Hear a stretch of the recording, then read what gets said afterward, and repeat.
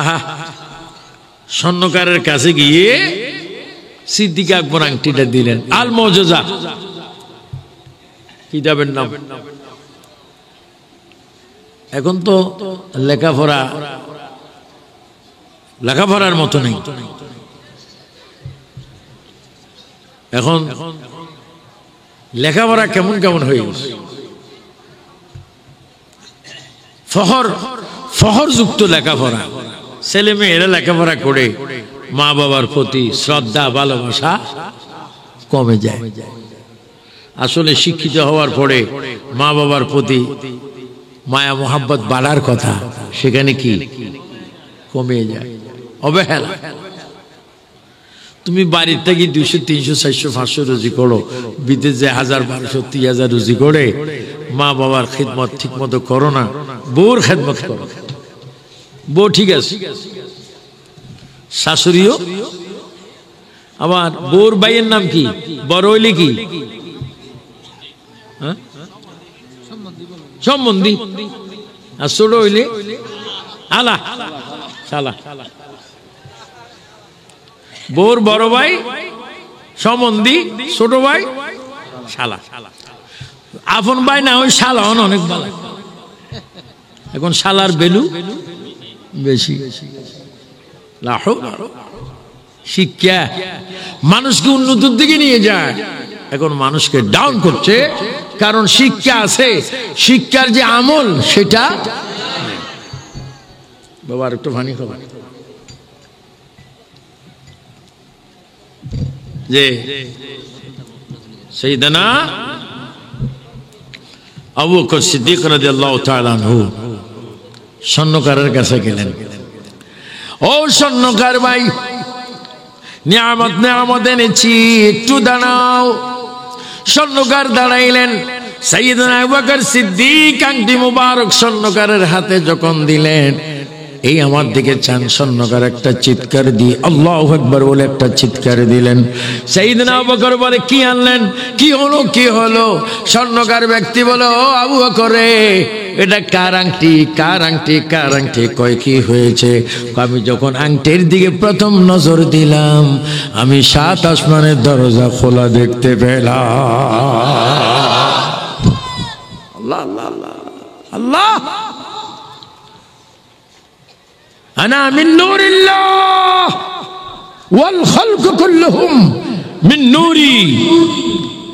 রাসূল আউয়াল তিনি বলেন, আমি আল্লাহর নূর হতে तमाम मखलूकात কি 18,000 জাত, 80,000 আলম, সব কিছু আমার নূর হতে। চিৎকার দিয়ে বলেন মারহাবা। আমার নবী হচ্ছেন সৃষ্টির মূল। আমি বলবো নবী হচ্ছে, আপনারা বলবেন সৃষ্টির মূল। নবী হচ্ছে, সবাই বলেন সৃষ্টির মূল। নবী হচ্ছে, নবী হচ্ছে, উচ্চ স্বরে বলো মারহাবা। স্বর্ণকার বলে, নবীজির আংটি, নবীজির আংটি আমি কি করে ধরবো? আংটি মুবারক কি করে ধরবো? কই তুমি তাজিমের সহিত ধরো। লিখলেন লা ইলাহা ইল্লাল্লাহ। সিদ্দিক আকবর বলে, এবার লেখেন মুহাম্মাদুর রাসূলুল্লাহ। আল্লাহ জিবরাইলকে ডাক দিয়ে বলেন, নুজাহাতুল মাজাল ইসলামী কিতাবে আল্লামা আব্দুর রহমান সুবুরি শাফি রাহমাতুল্লাহ আলাইহি কিতাবের নাম নুজাহাতুল মাজালিস। আমার লাইব্রেরির মধ্যে আছে। এই কিতাবটা আমাকে দিয়েছেন আমার মুর্শিদ কিবলা শাহ মুজাদ্দিদ আল মাদানী রাহমাতুল্লাহ আলাইহি। আর একটা কিতাব আমাকে দিয়েছেন গনিয়াতুত তালিবিন আমার তালুই, এই চট্টগ্রাম জামিয়া আহমদিয়া সুন্নিয়া লিয়া খানকার সামনে আল্লামা ফরকান রহমতুল্লাহ আলাইহি যার মাজার, ওই ফরকান হুজুর আমাকে গনিয়াতুত তালিবিন দিয়েছেন।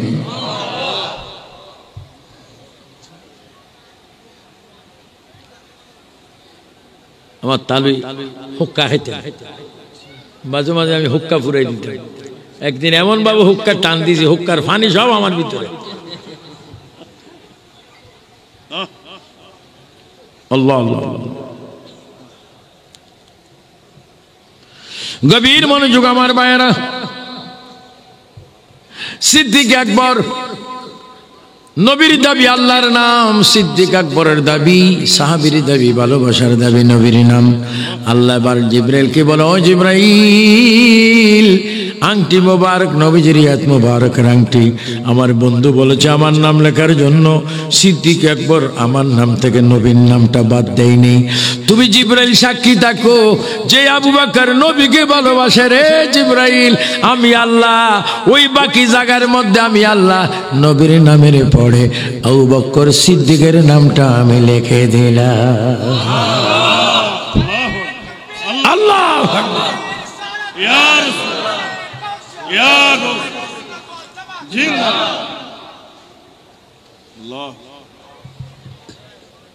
আংটি কয়টা? নাম এখন কয়টা? আল্লাহর নাম, নবীজির নাম, সিদ্দিক আকবরের নাম। সিদ্দিক আকবর খুশি, একবারে কলবের উপরে নিজের রুমালের কোনায় বেঁধে রসুল পাকের আংটি মোবারক নিয়ে আতবে শহীদ আসসালাতু ওয়াসসালামু আলাইকা ইয়া রাসূলুল্লাহ আসসালাতু ওয়াসসালামু আলাইকা ইয়া হাবিবাল্লাহ দুরূদ শরীফ পড়তে পড়তে আংটি মোবারক নবীর কাছে নিয়ে আসলেন। আংটি মোবারক নবীর দস্ত মোবারক হাত মোবারক দিলেন। নবীজি খুশি বললেন, আবু বকর এত সুন্দর আল্লাহর নাম, এখন দেখি আমারও নাম, আমারও নাম। আল্লাহর নাম তো লিখতে বলেছি আমি, আমার নাম কেন? হুজুর আমার প্রেমের দাবি। ও আবু বকর এখন দেখি আমার নামের পরে তোমার নাম। সাইয়েদনা আবু বকর সিদ্দিক চোখের পানি ফেলে বলে, ইয়া রাসূলুল্লাহ, আল্লাহ জানেন, নবী জানেন, নবী জানেন, আল্লাহ জানেন, আমি কিছু জানি না। এই মাত্র আপনি বলেছেন আমার নাম, আমি এই মাত্র দেখেছি, এই মাত্র শুনেছি। আল্লাহ বলে, বন্ধু গো বন্ধু, যে আবু বকর আমি আল্লাহর নাম থেকে আপনার নামটা বাদ দেয় না, আমি আল্লাহ আপনার নাম থেকে আবু বকরের নাম বাদ দেই না, আমি নিজে আবু বকরের নাম আপনার নামের সাথে লিখেছি। আল্লাহ, তিনি আবু বকর। ওনার ওফাত দিবস পরশু গিয়েছে, আজকে বৃহস্পতিবারে 22শে জমাদি সানি গিয়েছেন সিদ্দিক আকবরের আল্লাহ রসুলের সাথে মিলন দিবস। সেই সিদ্দিক আকবর রাদিয়াল্লাহু তাআলা আমাকে বলেছেন, একবারে একজন সাহাবী বলেনি, বলেছেন সাহাবায়ে কেরাম মানে একবার জমা, এর জন্য আবার পরে আবার সিদ্দিক, এর জন্য সাহাবীদের কথা বললাম। এবং সিদ্দিক আকবরের রানিং চলছে, আপনাদের কোনো অসুবিধা হচ্ছে? বাবা এটা আছে বুঝো না?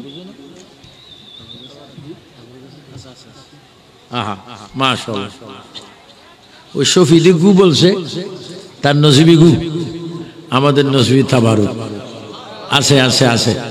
জাহাঙ্গীর আলমগীর আসেনি তাবারুক? মাশাআল্লাহ। কি আন্নি বিরিয়ানি ফিন্নি, আরে ফিন্নি তো আরো চমৎকার। বিরিয়ানিতে হাতে কি লাগে? তেল টুল লাগে। ফিন্নি এগুলা করে নিয়ে খাবেন। সাইনাবাজ যাইতে যাইতে পাটি এখানে ফাটে দিয়ে না। অনেক স্ত্রী, বিলকিসের মা, দিদারের মায় বলে, স্বামী গো তাবারুক তো পাইছিলেন কই? বিশ্ব গোডাউনে ফাটাই দিছে। না এই দুর্ঘটনা করবেন না, বাসায় গিয়ে বিসমিল্লাহ সবাই মিলিয়ে খাবেন, আল্লাহ বরকত দিবে। তাবারুক। সিদ্দিক আকবর রাদিয়াল্লাহু তাআলা আনহু তিনি এ দেখেন কত বড় সাহাবী, এবং তিনি কবরে তিনি ইন্তেকালের পূর্বে তিনজন খলিফাকে ডাক দিলেন, ওমর, আলী, উসমান গনি জিন্নুরাইন, এদিকে আসেন, আমি এই কয়েক ঘন্টা পরে চলে যাব। সুবহানাল্লাহ।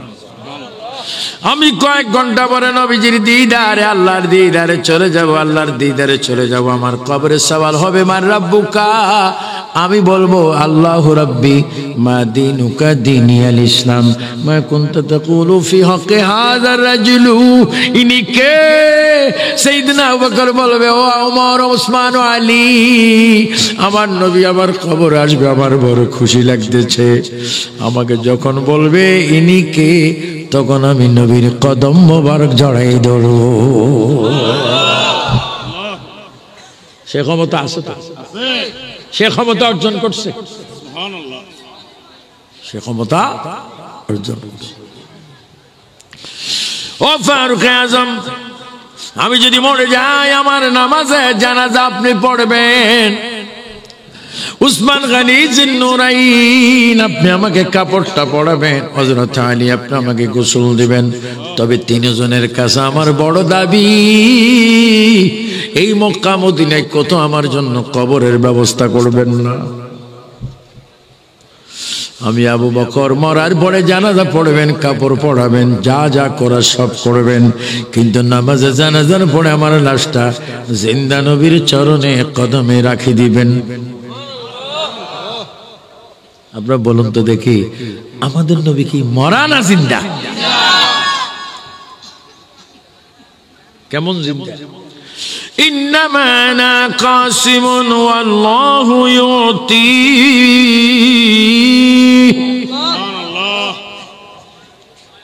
আমার আল্লাহ রিজিক দেন। বলেন, আল্লাহ রিজিক দেন, নবীজি বন্টন করেন। তো বন্টন করেন না কি মরা না জিন্দা? ইসমাইল দেহলভী নামে এক জাহান্নামী শয়তান, ইসমাইল দেহলভী ওয়াহাবিদের গুরু ঠাকুর, এই বলছে নবী মরনে के बाद मट्टी के साथ मिल गए। অথচ আমাদের নবী এখনো সরাসরি আমাদেরকে দেখতে পাচ্ছে। মাহফিলগুলো মা বোনেরা দেখার জন্য স্টেজের সামনে কি ফিট করে না? প্রজেক্টর। তো মা বোনেরা দেখে না পর্দায়? প্রজেক্টর আর পর্দার মাঝখান দিয়ে কি তার আছে না? তারের বিদ্যুৎ দিয়ে সভাপতি সব চলে গেছে না? কিসের বিদ্যুৎ দিয়ে? তার কদ্দুর। আর সভাপতি? শুধু সভাপতি নয়, আমি স্টেজ, ব্যানার, ফুল সব তারের বিদ্যুৎ দিয়ে পর্দা। কিন্তু তারের বিদ্যুৎ দিয়ে যদি পুরো স্টেজ চলে যেতে পারে, ইলেকট্রনিক মিডিয়ার যুগের এই ক্ষমতা, আল্লাহর কোরআনের আল্লাহর দেওয়া ক্ষমতায় নবী আসতে পারে কিনা? এই জোরে বলো, পারে কিনা? নবীর এই ক্ষমতা দিছে কে? আমার নবী দয়াল নবী। কটা বাজন? আমরা এখন ছোট বাচ্চার মতো হয়ে গেছি। 10টা 11টা 12টার ভিতর ওয়াজ শেষ করলে ভালো লাগে। যদি 11টা 10টার পরে ওয়াজ হয় তাহলে বাচ্চার মতো আমরাও ঘুমে জুড়াই। আমরা মানুষ না, না জিন। আগামী দিন মূলত মাহফিল ছিল বাবা শ্রীমঙ্গল, শ্রীমঙ্গল। কারণ এটা এখনো জানি না, হবে হইতেও পারে না হইতে পারে। কোথায় শ্রীমঙ্গল, কোথায় গুমজাই কখন। আবার পরের দিন মাহফিল সান্দিনা।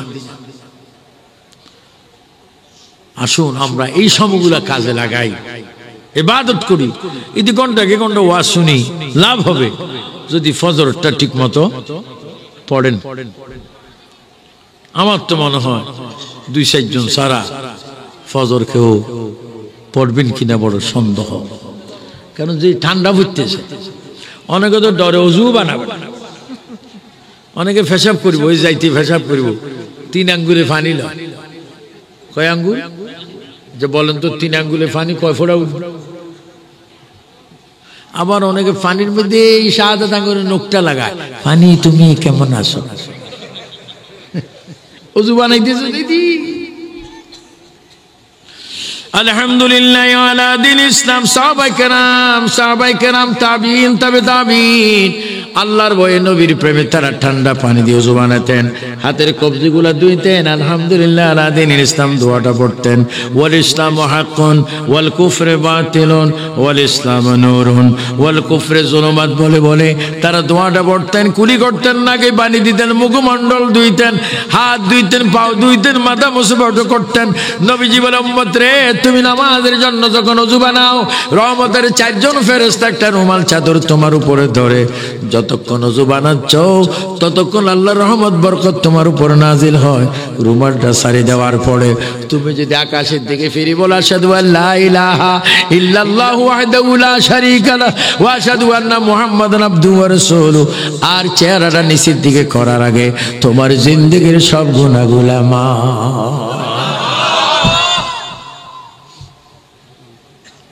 এগুলা সাহাবায়ে কেরাম আমল করত, নামাজ পড়ত।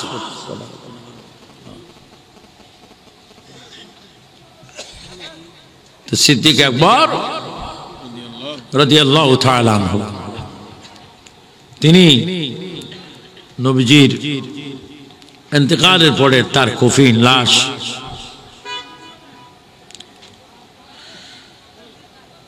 ওনার লাশটাতে কোন জায়গায় রাখছিল, এটার একটা জায়গা সিন্নরা জায়গা, এটা আমি জানি। রওজা মোবারকের আল্লাহু আকবার সিজা এক হাত নবীজির বাম কদম বরাবর, বাম কদম মোবারক বরাবর সিদ্দিক আকবরের কফিন মোবারক রেখেছিলেন। হযরত ওমর ডাক দিচ্ছেন, ইয়া রাসূলুল্লাহ, আপনার হিজরতের সঙ্গী, আপনার আরবের সঙ্গী, ব্যবসার সঙ্গে আবু বকর ইন্তেকাল করেছে। আমি ওমর জানাজা দিলাম, ওসমান গনি কাপড় পরাইলেন, মাওলা আলী গোসল দিলেন, সাহাবায়ে কেরাম জানাজায় শরীক হলেন। নবী গো, কিন্তু তার জন্য মক্কা মদিনায় কোনো কবর করিনি। ও নবী, সাইয়েদনা আবু বকর বলেছেন, আবু বকরের উপর যদি আপনি রাজি থাকেন, খুশি থাকেন, আমরা তার কবর যেন না করি। আবু বকরের কবরটা কোথায় হবে আপনি রওজা মোবারকের থেকে একটু বলে দেন। আল্লাহ, হযরত ওমর নিজের জবান থেকে বাইর করার পূর্বে নবীজি আওয়াজ দিয়ে বলে, ওমর রে, আর একটা সেকেন্ড দেরি করো না, আমার বন্ধুকে, আমার হাবিবকে, আমার দোস্তকে আমার সাথে লাগাইয়া কবরটা করো, আমি নিজে তার লাশটা আমার নিজের হাতে গ্রহণ করব। দেখেন ও আবু বকর, তোমার শান, তোমার মান, তোমার মর্যাদা এত বেশি, কারণ কি? সিদ্দিক আকবর বলবে, আমি ছিলাম ফানাফি রাসূল, ফানাফিল্লাহ, বাকা বিল্লাহ। চিৎকার দিয়ে বলেন মারহাবা।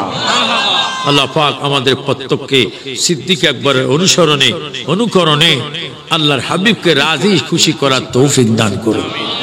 সবাই উচ্চ স্বরে বলুন আমিন।